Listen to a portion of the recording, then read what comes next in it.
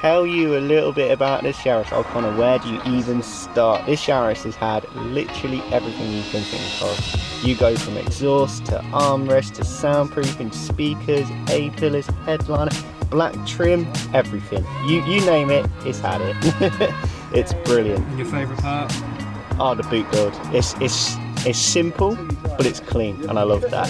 That is one of my favourite bits. Obviously, we gave it a tune when it first came and left, but now it's ready for its second tune. It's only going to sound better as time goes on, that's for sure. The original owner bought the vehicle, got it traded to us, like very low miles. Literally had every single bit of work done under the sun, and then sold it in like, I think it was about 2 months. And then this guy's had it ever since. So.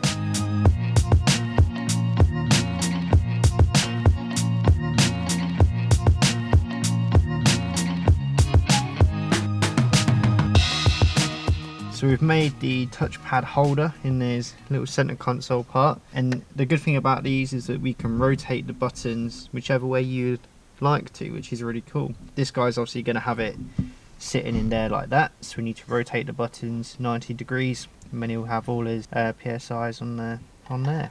As easy as 1, 2, 3. It is 2 screws, and then the buttons literally just drop out. We can rotate it this way, because that's how it's going to be sat in the vehicle, like so, like that. So now we can just screw that back in, and it'll be fine.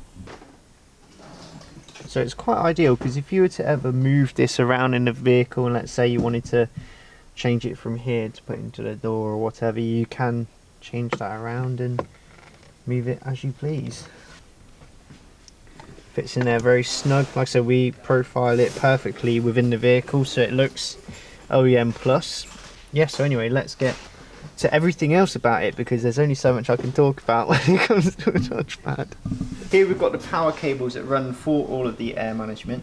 We've come straight off the battery, which you need to. We've made a custom bracket. We don't like to just sling things in. Like, we've made a whole custom bracket for this fuse breaker to sit on, which will then go to the battery, and then it also comes back off it through the vehicle. We've also got all of the factory grommets. We go straight through. We don't try to drill anything if we can. So yeah, it's gone through the factory grommets, and the rest of the hardware is in the back, which I'm really excited to show you guys. It looks mega. So this is where all the hardware is kept within the vehicle.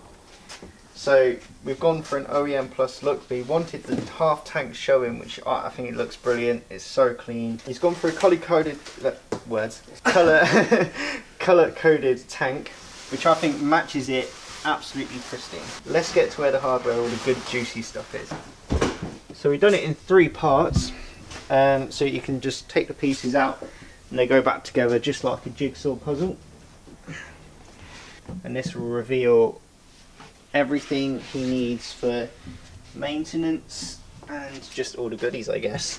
Yeah, so we've got the 2 ABP silent compressors which are mounted down there, and we've got the airlift performance manifold. Obviously his tank connects to a water trap, and then this is a shredder, so when he comes to drain a tank or any kind of maintenance to do with it, he can take one side off and it will reveal this, and you can do it as a nice quick easy thing. Obviously with the struts being away, just for being manufactured and everything, it gave us a lot of time to be able to make sure that this is all pressure tested and leak free. So obviously when it comes to leak testing it, we make sure we go through every single fitting within the vehicle. We don't leave a single one out.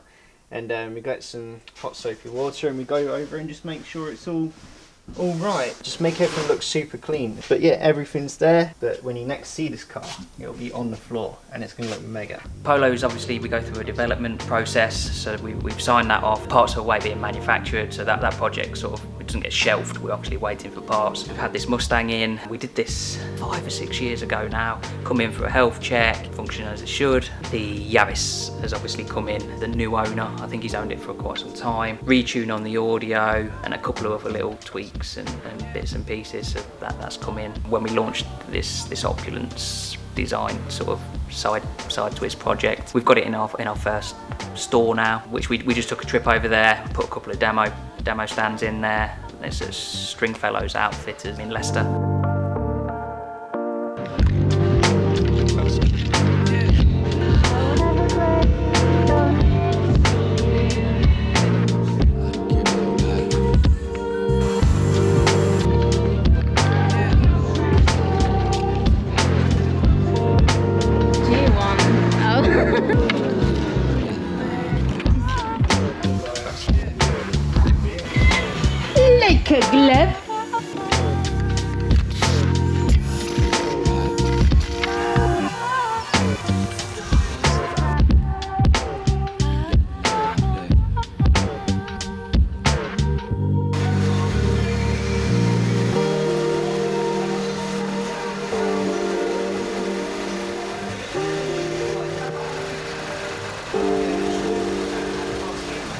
Still more work to do on it, but that's just done. This is the last morning of before Christmas. This one's done and boxed off. That's perfect. The rear, still got to get the rear a little bit lower, but that's just, we've got to take some of the bump stop out, the rear shocks.